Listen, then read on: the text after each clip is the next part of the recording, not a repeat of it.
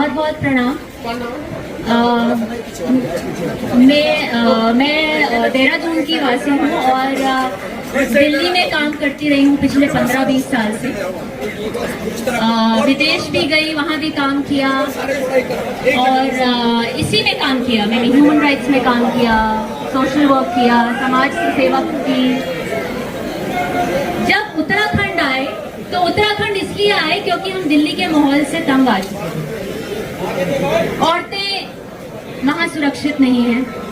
वहाँ हर दूसरे दिन कम से कम 100 से 150 rape cases, molestation cases book होते हैं, दर्ज होते हैं। मेरा बेटा हुआ, हमने सोचा हम वापस आते हैं अपने देवभूमि में, अपनी जन्मभूमि में वापस आते हैं। वापस आए तो गुरुजी के चरणों में आके बैठ गए और तब पता चला कि उत्तराखंड में भी वही सब शुरू हो रहा है, वही सब हो रहा है जो दिल्ली में हो रहा है। और ये जानकर इतना दुख हुआ कि हमारी देवभूमि में ऐसा कैसा हो सकता है, मतलब यहाँ की जनता ऐसा कैसे होने दे सकती है। दिक्कत ये है, सबसे बड़ी परेशानी ये है कि हम अपने गांवों से, हम अपने परिवारों से ही सीमित हैं। जब तक हमारे परिवार में कुछ ना हो तब तक हमें कुछ फर्क नहीं पड़ता। ये सबसे बड़ी प्रॉब्लम है। मैं माफी चाहूंगी, मैं थोड़ा बीच में अंग्रेजी के शब्द यूज कर रही हूँ। और मुझे ऐसा लगता है कि सरकार पे हमने बहुत कुछ छोड़ दिया है। सरकार की एक सीमा है, उनका काम करने का एक तरीका है। वो अपने लॉ एंड ऑर्डर से बंधे हुए हैं। मुझे ऐसा लगता है कि जनता नहीं बंधी हुई है, हम नहीं बंधे हुए हैं। हमारी महिलाएं, भाई, हमारे पिता, हमारे बहनें, हमारी माएं, हम लोग नहीं बंधे हुए हैं। अगर सरकार को वक्त लगता है एक डिसीजन सुनाने में, तो मुझे ऐसा लगता है कि वो डिसीजन वो हमें लेना चाहिए, बहुत जरूरी है।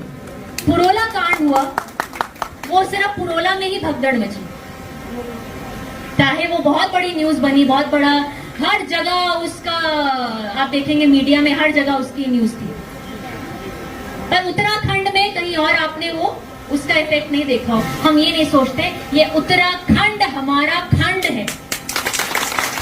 यहाँ कोई जिहादी, कोई बाहरी ताकत आके हमारी माँ बहनों के साथ दुष्कर्म करे, हमारी माँ बहनों को, हमारे लोगों को परेशान करे, ऐसा हम कैसे होने दे सकते हैं? उन बाजुओं को उखाड़ के फेंक देना चाहिए था आपको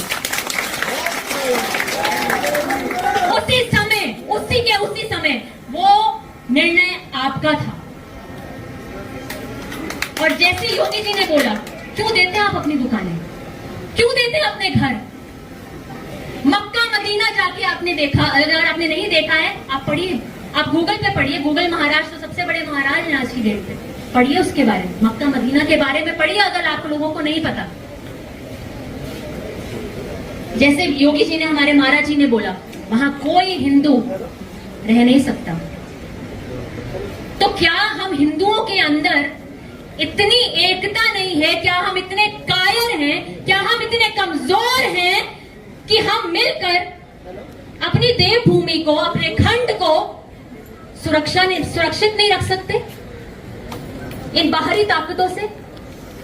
हम जब यहां से आ रहे थे, हमारी गाड़ियां आ रही थी, मैंने इससे पहले जो गांव पड़ता है, बहुत माफी, मैं नाम भूल गई हूँ उस गांव का, वहां एक छोटा सा बोर्ड लगा था किनारे में, उसमें लिखा था उत्तराखंड उन्नति की ओर। किस उन्नति की ओर है हम? किस उन्नति की ओर है हम? हमारी बहन बेटियां यहां से, उनकी इज्जत लुट रही है, वो यहां से भाग रही है, इसमें उन्नति कर रहे हैं हम? या जिहादी आके यहाँ बस रहे हैं, हमारी जमीन, हमारी जायदाद, हमारी बेटियां उड़ा उड़ा के ले जा रहे हैं, कब्जे कर रहे हैं, इसमें उन्नति कर रहे हैं हम? क्या ये उन्नति चाहते हैं हम? 10 साल छोड़िए, आप लोग 10 साल बोलते हैं, आप 5 साल दीजिए, आपके पास रहने के लिए घर नहीं होंगे। हम जमीन भीख में मांगते हुए नजर आएंगे यहां, अगर यही हाल रहा। हमारी बेटियों की शादियां नहीं, निकाह हो रहे होंगे, निकाह। तो आज भी मेरे भाइयों, मेरी बहनों, आज भी अभी भी हम बचे हुए हैं। केदारनाथ, बद्रीनाथ, नंदा देवी, इनका वजूद बचाना है तो हमें अपना वजूद बचाना पड़ेगा। बस मैं इतना ही कहना चाहूंगी। और स्वामी दर्शन भारती जी के लिए बहुत बहुत धन्यवाद कि उन्होंने मुझे इस मुहिम से अपने साथ जुड़ने